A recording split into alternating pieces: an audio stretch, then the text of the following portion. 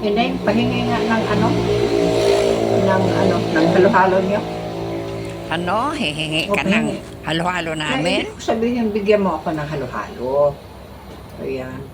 Aba, hindi kami nagbibigay kung walang bayad, ma'am.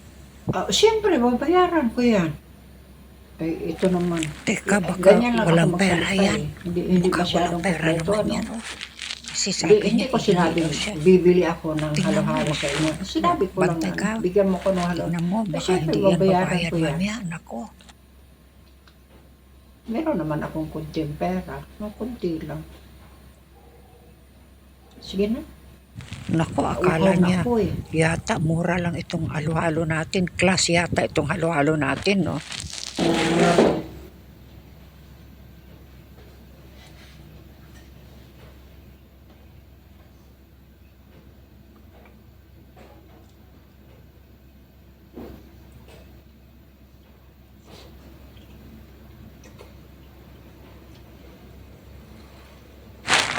Sa tingin mo, may pera kaya yung babae niya?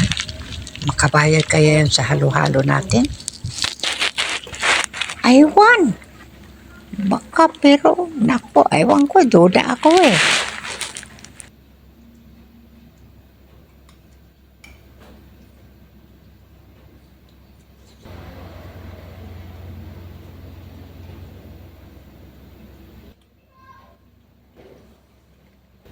Magkano ba yun? Yung ano nga? Magbayad. Babayaran ko na. Aalis na kasi ako. Tapos ng halo-halo ko. Kano? 999 pesos.